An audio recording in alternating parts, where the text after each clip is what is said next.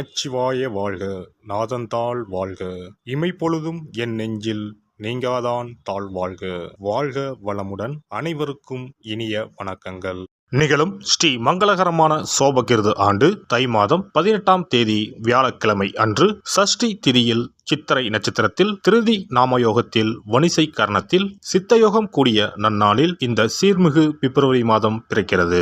பிறக்கப் போகும் இம்மாதம் உங்கள் வாழ்வில் வளமும் நலமும் செல்வ செழிப்பும் பெற்று புதிய வாய்ப்புகள் புதிய வெற்றிகளுடன் மங்களகரமாக அமைய எல்லாம் வல்ல இறைவனை உளமாற வேண்டி விரும்பி கேட்டுக்கொள்கிறேன். இம்மாத கிரக நிலைகளை பார்க்கும் போது மேசத்தில் குரு பகவான் சஞ்சாரம் செய்கின்றார். சனி பகவான் கும்பராசியில் பயணம் செய்கிறார். ராசிக்கு 6ஆம் இடத்தில் கேது பகவானும் 12ஆம் வீட்டில் ராகு பகவானும் பயணம் செய்கின்றனர். சுக்கிரன் புதன் செவ்வாய் ராசிக்கு 9ஆம் இடத்தில் சஞ்சாரம் செய்கின்றனர். ஜனவரி 15ஆம் தேதி சூரிய பகவான் மகர ராசிக்கு மாறியதை தொடர்ந்து பிப்ரவரி 1ஆம் தேதி புதன் பகவானும் பிப்ரவரி 5ஆம் தேதி செவ்வாய் பகவானும் மகர ராசிக்கு பெயர்ச்சியாக உள்ளனர். இதனால் பிப்ரவரி மாதத்தின் தொடக்கத்திலேயே 3 கிரகங்களின் சேர்க்கை நடக்க உள்ளது. மகர ராசியில் சூரியனுடன் புதன் இணைவதால் புதாதித்ய யோகமும் சூரியனுடன் செவ்வாய் இணைவதால் ஆதித்ய மங்கள ராஜ யோகமும் உருவாகிறது. இந்த கிரக அமைப்பினால் உங்கள் வாழ்வில் ஏற்படக்கூடிய சுபம் மற்றும் அசுப பலன்கள் என்ன என்பதனை விரிவாக காண்போம். இதுவரை ஆபத்தில் சிக்கி சீரழிந்த உங்கள் வாழ்க்கை பயணம் மாறப்போகிறது. இப்படியும் ஒரு வாழ்க்கையா என மனக்கசப்பில் வாழ்ந்து வந்த உங்களுக்கு இனி வசந்தம் வீசப்போகிறது. இனி யமனே உங்கள் எதிரில் வந்தாலும் சிவனின் அருளால் எதிர்த்து நின்று போராடும் பலம் உங்களை வந்து சேரும்.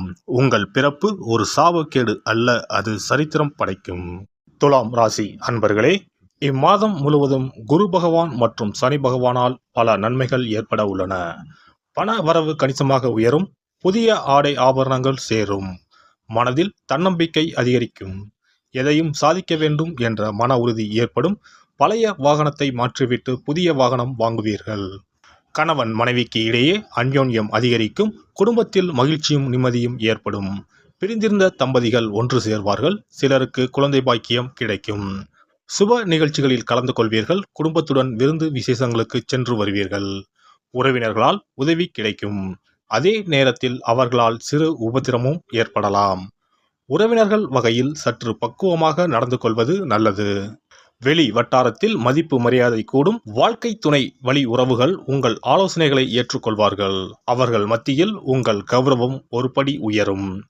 அலுவலகத்தில் இதுவரை இருந்து வந்த இறுக்கமான சூழ்நிலை மாறும். உங்கள் பணிகளில் சக ஊழியர்களின் ஒத்துழைப்பு கிடைக்கும். சிலருக்கு எதிர்பார்த்த பதவி உயர்வு ஊதிய உயர்வு போன்ற சலுகைகள் கிடைக்கும். நிர்வாகத்தினரிடம் எதிர்பார்த்த கோரிக்கைகள் நிறைவேறும். தொழில் மற்றும் வியாபாரத்தில் லாபம் சுமாராகத்தான் கிடைக்கும். மாத முற்பகுதியில் வீண் விரயம் ஏற்பட சாத்தியம் உள்ளது. புதிய முயற்சிகளை தவிர்ப்பதுடன் வியாபாரத்தை விரிவுபடுத்தும் முயற்சிகளையும் தவிர்க்கவும். கலைத்துறையை சேர்ந்த அன்பர்களுக்கு எதிர்பார்த்த புதிய ஒப்பந்தங்கள் கையெழுத்தாகும். பட்டங்களும் விருதுகளும் பெரும் வாய்ப்பு உண்டாகும். அரசால் கௌரவிக்கப்படுவீர்கள். மாணவ மாணவியருக்கு படிப்பில் ஆர்வம் அதிகரிக்கும். தேர்வுகளில் அதிக மதிப்பெண்கள் பெற்று ஆசிரியர்களின் பாராட்டுக்களை பெறுவீர்கள். ஆசிரியர் மற்றும் பெற்றோரின் ஆலோசனையை கேட்டு நடப்பது நல்லது. குடும்பத்தை நிர்வகிக்கும் பெண்மணிகளுக்கு பல வகைகளிலும் முன்னேற்றம் தரும் மாதமாக இம்மாதம் அமையும். புகுந்த வீட்டு உறவினர்கள் மத்தியில் மதிப்பும் மரியாதையும் கூடும். அலுவலகம் செல்லும் பெண்மணிகளுக்கு சிறப்பான பலன்கள் ஏற்படக்கூடும். எதிர்பார்த்த பதவி உயர்வு ஊதிய உயர்வு கிடைக்கக்கூடும். சாதகமான நாட்கள் பிப்ரவரி 1, 7, 11, 12. அதிர்ஷ்ட எண்கள் 1, 3, 7. வழிபட வேண்டிய தெய்வம் சிவபெருமான் ஆஞ்சநேயர். பரிகாரம்: திங்கள்தோறும் சிவபெருமானுக்கு வில்வத்தலத்தால் அர்ச்சனை செய்வதும் சிவஸ்துதிகளை பாராயணம் செய்வதும் நன்மை தரும். சனிக்கிழமைகளில் ஆஞ்சநேயருக்கு வெற்றிலை மாலை சாத்தி வழிபடவும்.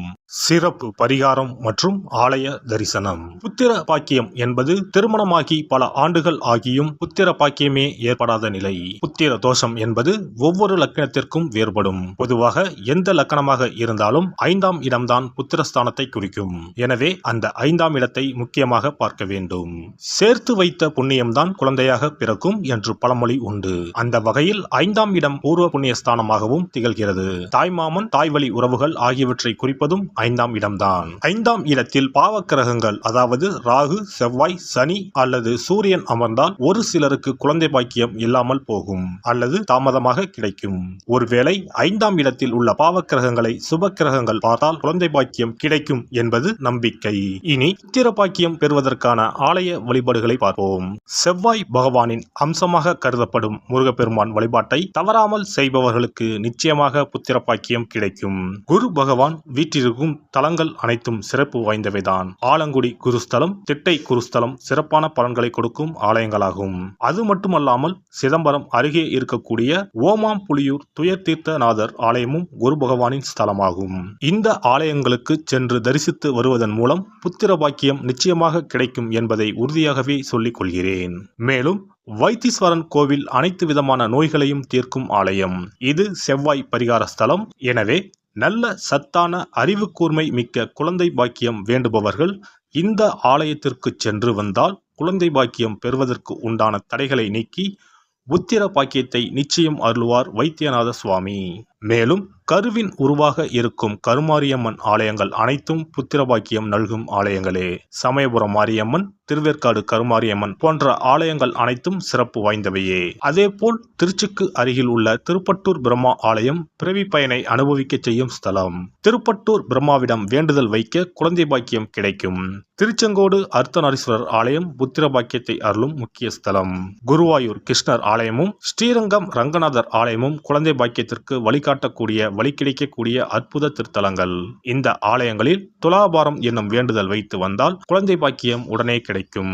குழந்தை பேறு பெற்ற லட்சக்கணக்கான பேர் இங்கு வந்து நேர்த்தி கடன் செலுத்துவதை தினந்தோறும் காணலாம்.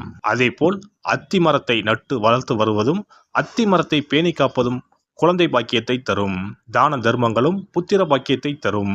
அக்கம் பக்கம் உள்ள குழந்தைகளுக்கு உணவு வழங்குதல், இனிப்புகள் வழங்குதல் போன்ற செயல்கள் புத்திர பாக்கியத்தை தரக்கூடியதாகும். துர்க்கை வழிபாடும் முருகப்பெருமான் வழிபாடும் சிறந்த பரிகார முறைகள். அதிகாலை நேரத்தில் அரச மரத்தை 48 முறை சுற்றி வருவதன் மூலமும் குழந்தை பாக்கியம் நிச்சயம் உண்டாகும். எறும்பு புற்றுக்கு வெல்லம் பொட்டுக்கடலை கலந்து தருவதால் 1000 பேருக்கு அன்னதானம் செய்த பலன் வந்து சேரும். கர்ப்பிணிகளுக்கு அவர்கள் விரும்புவதை வாங்கி கொடுத்து அவர்களை மகிழ்ச்சிப்படுத்துவதன் மூலம் அவர்களுடைய ஆசீர்வாதம் கிடைக்க பெற்று குழந்தை பாக்கியம் கிடைக்கும் என்பது உண்மை.